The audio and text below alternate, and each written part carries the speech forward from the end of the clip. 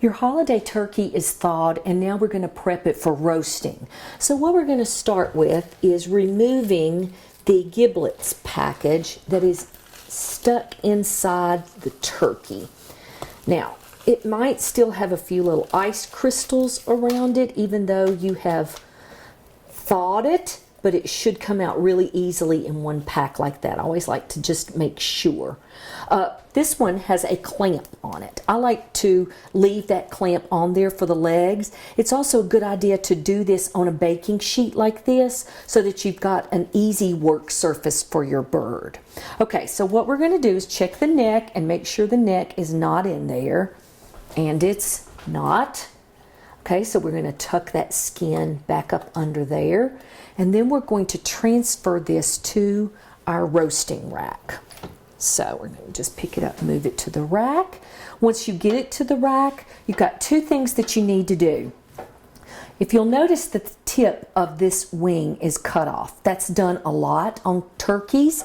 If it's not cut off, then all you need to do is just tuck this underneath the bird like that.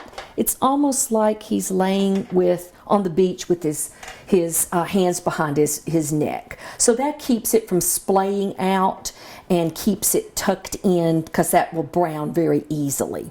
So now what we're going to do is prepare this with salt, pepper, and oil.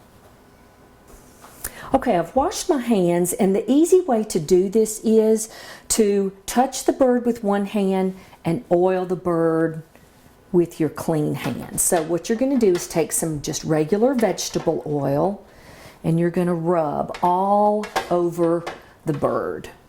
Get into all the crevices and cracks, and this is going to be your substitution for basting.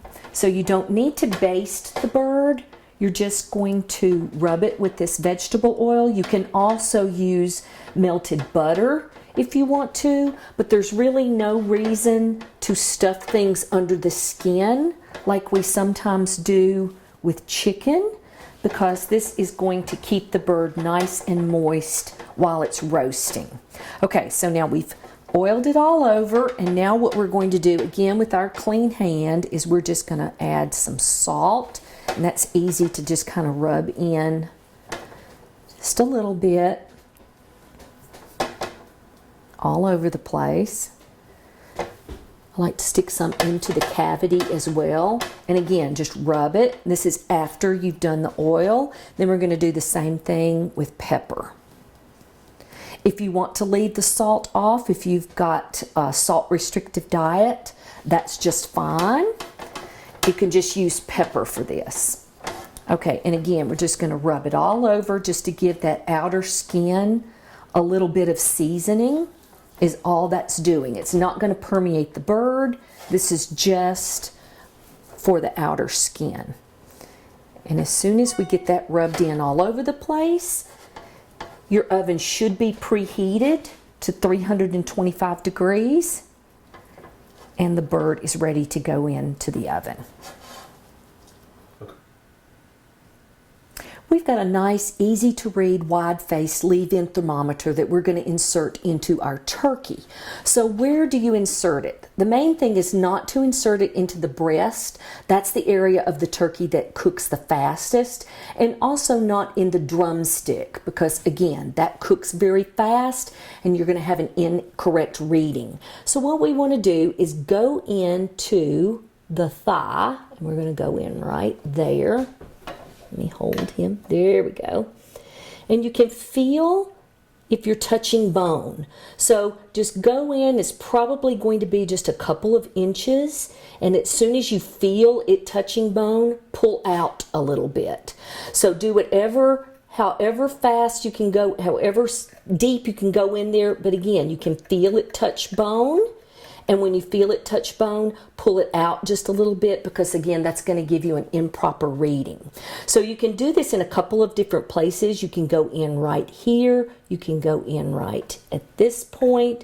Just go into the best spot where you can position the thermometer face so that you can see it when you get ready to insert it into the oven. And mine is going to be exactly perfect right there. All right, our turkey has completely roasted, and you'll notice that there's a tint over this. About the last 2/3 of roasting, you'll want to cover the top of it so that you don't have over browning. Now you can leave the tint there. I'm going to go ahead and remove the thermometer that's at the perfect temperature. You can leave the tint there, but what we want to do is completely cover this and let it rest for about 15 minutes. So a piece of heavy duty aluminum foil, completely cover the pan. Set your timer for 15 minutes and let it rest before you carve.